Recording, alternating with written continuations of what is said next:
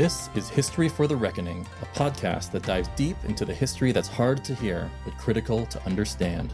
Season 1, American Concentration Camps, the story of World War II Japanese incarceration. Welcome to the Addenda episode for episode 1 of the podcast. I'd like to start out with a huge thanks to Susan Kamei for coming on the show. She has years and years of expertise. She's a big figure in this field. I was honored to be able to interview her. And a little story about her. When I first joined the JACL, or the Japanese American Citizens League, an organization that you're going to hear a lot about over this podcast, they had a welcome call for all of the new members for that month.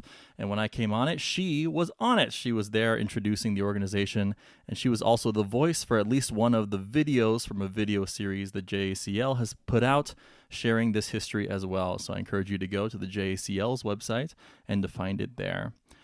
So over this series, you're going to hear a lot of terms that you're not going to be familiar with. A lot of them are going to be in Japanese. So the Japanese Americans that immigrated to the United States brought their language, their culture, and even across generations, many of the words from the Japanese language have stuck around, especially for those first and second generations that were here in the 1940s. So I'd like to share some of those with you that are going to be used in the podcast so that you'll be up to speed no matter what. So the first thing that you already heard is the system of naming the generations. So this is based on the number system in Japanese. So big disclaimer, all these Japanese terms I'm going to be saying in this Addenda episode are not going to be pronounced correctly because I am not Japanese, or I don't speak it at all.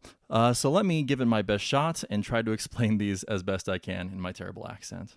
So in the Japanese number system, counting 1 through 5 is ichi, ni, san, yon, and go.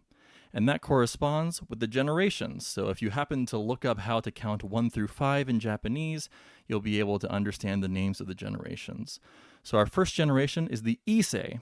This is the immigrant generation, those who were not born in the United States, but came here some point in their lives. So as it's important to know from the history that Susan shared with us, they were not able to legally become naturalized or become citizens in the United States.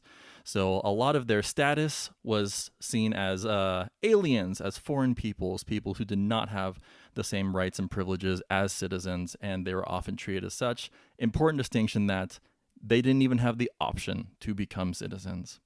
Another thing that's kind of interesting about the history that we'll be covering, I mentioned how we're going to hear a lot about the Japanese American Citizens League down the road. The Japanese American Citizens League was composed of the generation right beneath the Issei, or the Nisei. So the Issei did not make up the Japanese American Citizens League. The Japanese American Citizens League are those who kind of filled the vacuum after many of the community leaders who would have been Issei, those who immigrated to the United States, were arrested, were removed from their homes by the FBI very shortly after Pearl Harbor. So the second generation is the Nisei. They were the children of the immigrants. These are citizens. So they were born in the United States, and therefore, because the United States has birthright citizenship, they had all the rights and privileges as citizens, even though often they were not treated the same way as other American citizens. So these are those that filled the gap after the Issei were many of the community leaders among the Issei were arrested, were removed, and the Nisei, many of them were already into adulthood at this time, so they were able to step up as the community leaders as part of the JACL and as part of many other organizations. So when we get to the camp experience, we'll often hear it said that some 2/3 of those who were incarcerated were citizens. So these were Nisei, or the third generation Sansei. So speaking of the Sansei are the third generation. When we get into future episodes, you'll hear a lot about them because their generation is often credited as those who pushed for reparations. So the entire camp experience, the forced removal, the incarceration, the confinement into concentration camps was very clearly illegal, unconstitutional.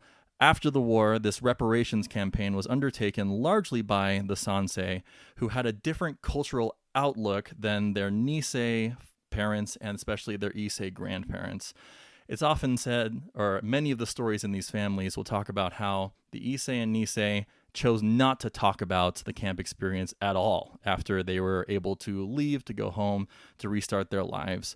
And that extended to the fact that many of the Sansei did not learn this history from their Nisei parents. So many times there's stories of they're sitting in class, it comes up as, oh, all the Japanese were arrested in the United States and it was for their own good, or something else that was not accurate. And the sansei would get curious and they'd look it up. And in looking it up, asking their parents, asking their grandparents, they'd learn more, they'd get activated, you might say, and they got politically active. And that's how the reparations movement that progressed from the 1970s came to be. So now the fourth generation is the Yonsei. They're the people that often I'm interacting with. So many of the people that I interact with are sansei and Yonsei. They're the people that are engaging with this history today. So as the generations have gone on, the sansei fought for those rights, and as many of the Yonsei that I see as the leaders, the new emerging leaders in the community today, who are sharing this history, who are spreading awareness, and who are doing great activism. And the final generation that I'm talking about today is fifth, the Gosei. There are many Gosei that I know as well. They're in my generation, sometimes even younger, and they're also picking up the mantle, and they're doing their best as American citizens to make the world a better place.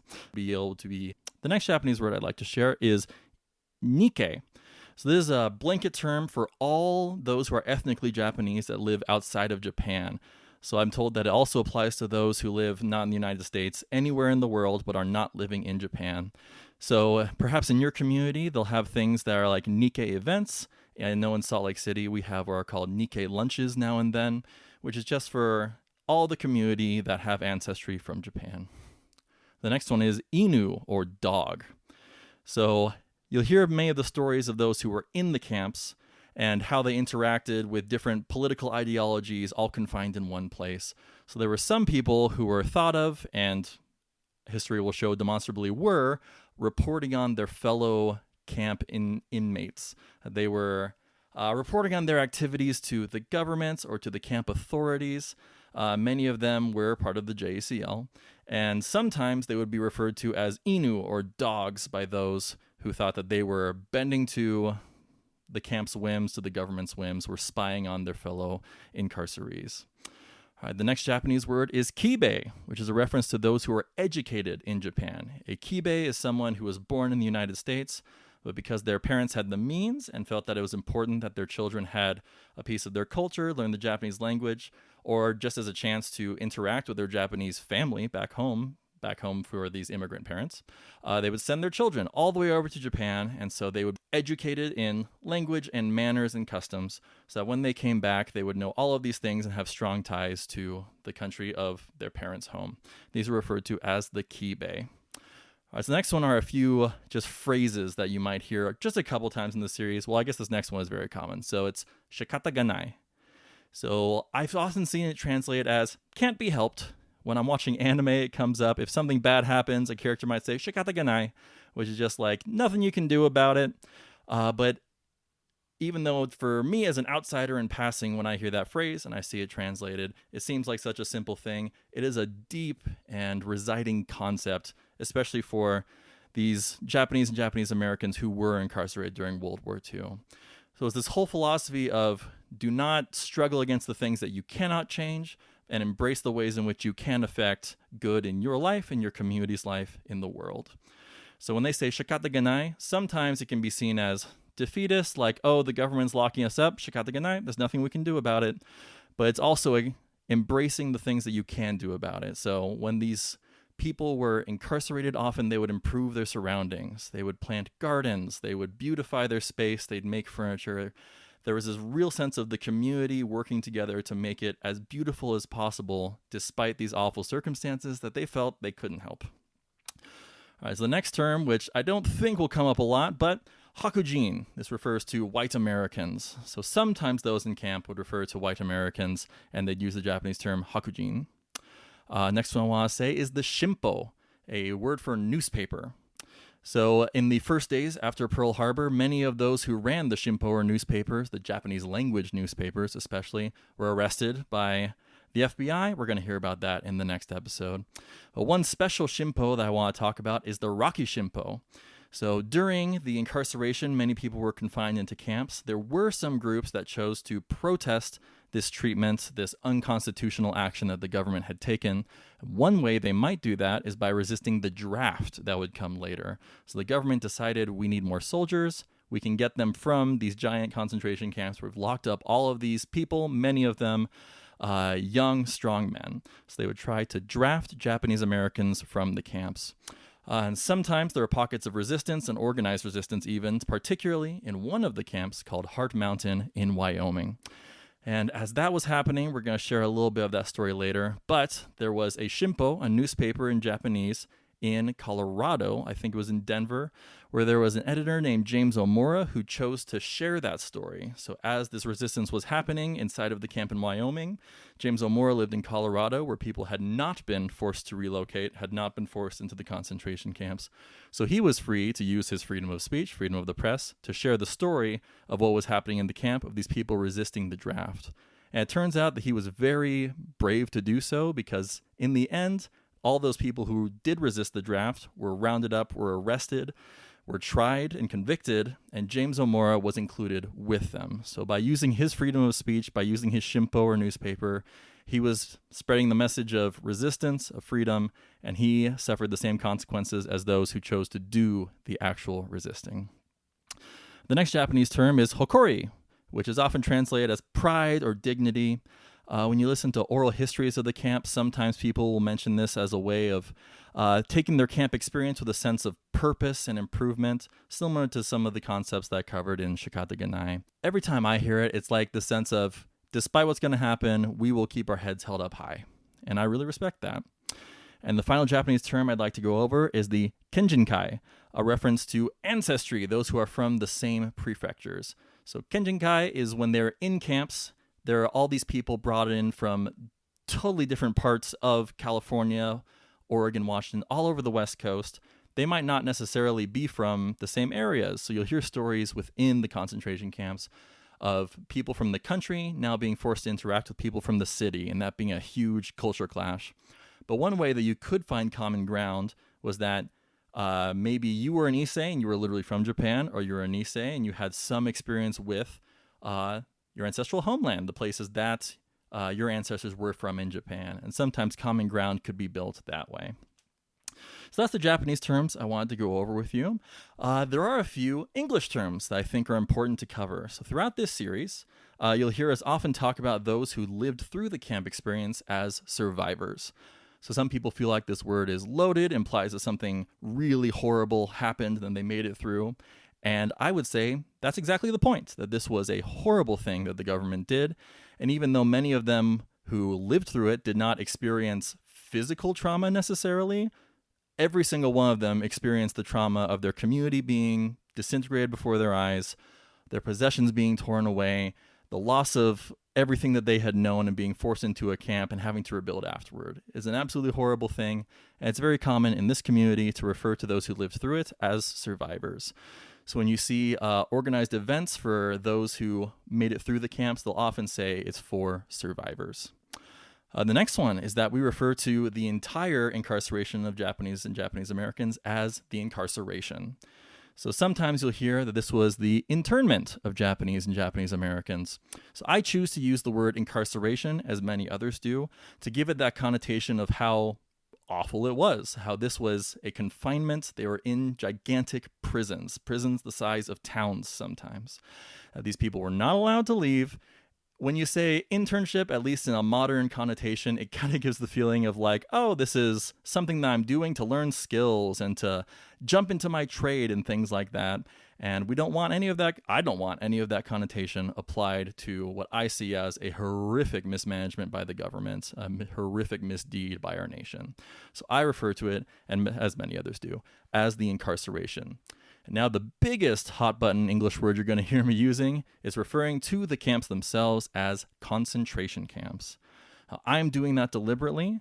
Historically, at the time, the U.S. government in papers, those that represented the government, would sometimes use the word concentration camps because definitionally, that is what they are. They're literally concentrating a specific group of people into one place. They were not allowed to leave. It was exclusively based on their race. Those who were married to a Japanese person but were not Japanese themselves could choose not to go to the camps.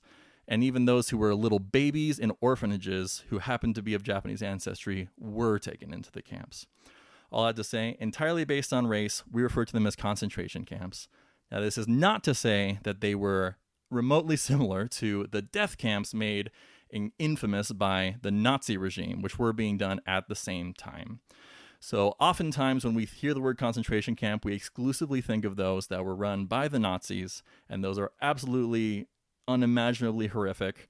I am fine with the connotation that people hear concentration camp and think something absolutely unforgivable happened.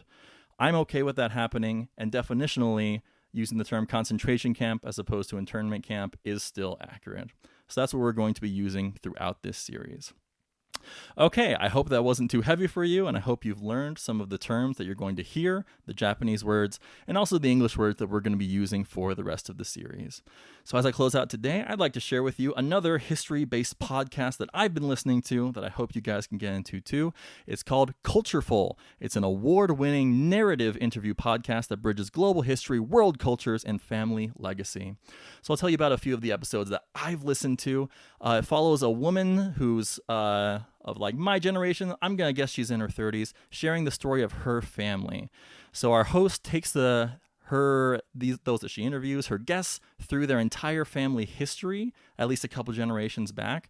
And as she does so, it's framed as this is us making a friend. This is our new friend who is telling us their family's story, which I think is so impactful. And I love it as a way to convey history, because even as you learn the history of this one family, the podcast weaves in what I would say is like hard history. So as this person is telling about their family fleeing Vietnam during the Vietnam War, we'll break into little history portions that'll give some context to what happened to that family, but also to inform what happened to all the families that were leaving Vietnam. So I really encourage you to go and check out Cultureful. That's culture plus F-U-L, like the word beautiful, wherever you get your podcasts. It's a really beautiful way to learn a lot of history, to make a new friend, and to learn another person's experience, as I hope this podcast will do. It'll help you learn some empathy, to reach across to a different type of experience that you do not have. All right, so that is what I have for you for this Addenda episode. Thank you so much for tuning in, and we'll catch you next week.